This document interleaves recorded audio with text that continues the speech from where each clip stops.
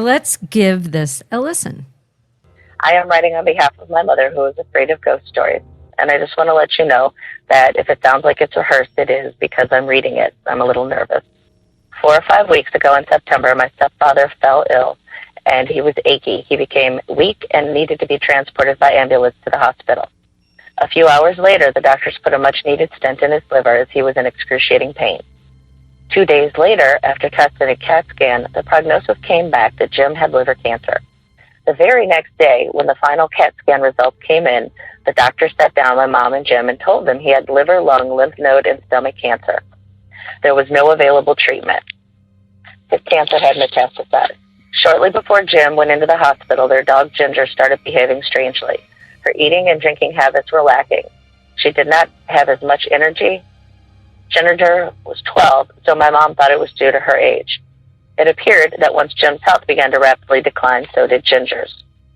Early in the morning at approximately 2:20 a.m., Ginger woke up my mom, who was sleeping on the couch. Ginger was pacing and whining, clearly distressed. A few minutes later, she quit the racket and went to sleep. Jim had spent 3 weeks total between the hospital and then hospice. Shortly after Ginger's episode, my mom received the call. Jim passed at 2:30 early that Wednesday morning. Later that Wednesday morning, I took my mom's hand and helped her through the motions of arranging his cremation and obituary. By Friday, Mom had his ashes, and alone, she spread them in the river where Jim, used to like to fish. Mom is 68 and lives in South Bend, Indiana, and I live near Wisconsin, so I could only stay until Friday. When I felt sadness, and it was like something that was unfinished. Mom was going to take Ginger to the vet in the morning to make sure she was not depressed. My mother and I parted in tears, a sense of foreboding still lingering. I told Mom I would return in a few days, and guiltily left her there on the steps. Saturday, Mom took Ginger to the vet, and within 30 minutes, the vet told Mom that Ginger had liver failure and that she was completely in pain and needed to be put to sleep. Mom was devastated. With a heavy heart, she told the vet that she wanted to stay with Ginger until the end. Mom bent down on her athletic knees and hugged Ginger tight, the guilt overwhelming her heart. She looked Ginger in the eyes, told her she loved her. She knew Ginger would soon be in heaven with Jim. Ginger let the staff lead her away, looking back only once into Mom's face as if she knew her pain would soon be gone. My mom shook with tears as she watched the only other companion she ever knew forever walk away. On Saturday night, Mom's sleep was fitful. She tossed and turned, saddened by the loss of her two loves. I received a text from her the next morning, frantically saying that she needed a new dog. She said she normally would wait, but her fear and the quiet was horrible. I searched and found in Craigslist a free dog, same size as Ginger, with curly white hair. His name was Sky. Funny thing about Mom, she loves angels. She has them everywhere. I found it to be a little coincidental that the dog was named after the place where the angels reside. Sky is very cool, and he immediately took over Jim's recliner. I again had to leave since I had to return to work in the morning. That night, Mom told me that she woke to the sound of shuffling paws and clicking nails in the kitchen. Ginger used to do this every night. Sky has tags and they jingle. There was no jingle. Mom looked up and saw Sky sleeping in his chair. Then she glanced into the kitchen and saw a light, a soft white light near the sink. She blinked, and it was gone. A few nights later, Mom, who was sleeping a little better due to Sky, had a dream, a very vivid vision. In the dream, Ginger appeared in a halo of light. She trotted over to Mom and began to lick her hand. She then looked directly into Mom's eyes and said goodbye. Then Ginger disappeared. Mom woke up crying, but with relief. She believed that Ginger had come back to say she was not angry with Mom for putting her to sleep. I believe she is right. I think Ginger knew what had to be done and needed to be relieved of the pain. Mom and I think that the love that Mom and Ginger had connected them in life and death. We think Sky was sent by an angel for Mom, and yes, as corny as it sounds, I do believe that all dogs go to heaven, and all the other animals too. Thank you. Thank you for listening. Okay, I probably should have done a little bit bigger of a warning at the beginning. Yeah, of that. maybe just a little bit. Okay, you might need a tissue for this one because not Lisa, because she's a rock when it comes to emotions. She's just sweating. Yeah, She's just an emotional rock. I just sweat. That's it. Yeah, it's like I'm not crying. This is just sweat coming from my eyes. It's just so touching.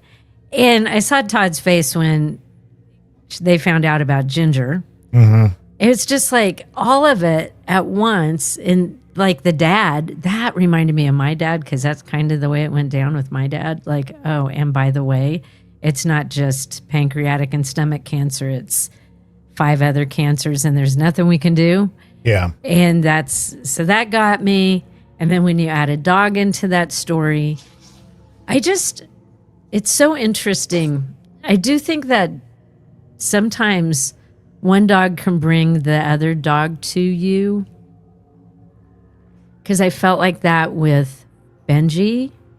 That it was funny. One day I was walking through my living room. Benji's asleep on the sofa, and I just looked at him, and it was like this voice in my head goes, "I brought him to you." It was just like really loud.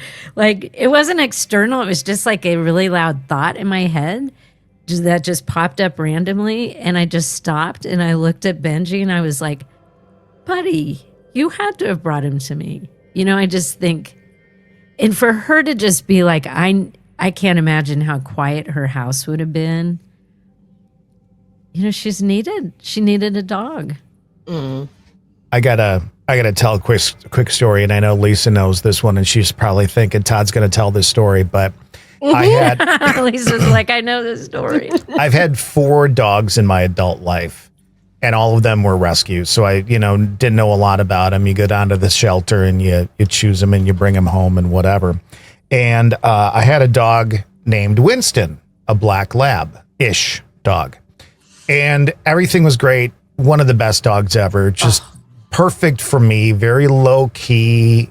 Didn't bark. Didn't get excited about anything. Was just the perfect dog for me. And I'm not, there's nothing about this that I'm exaggerating or making up. One day I'm working in my studio, like right here, and he's got to go out. So I take him out. And he does his thing, and he's trotting back to the house in his happy-go-lucky mindset. And I don't know why, but that day I said to myself, I don't know what I'll do when he's gone. Because he was just so important to me. Mm-hmm. Honest to God, the next day I woke up and he couldn't walk.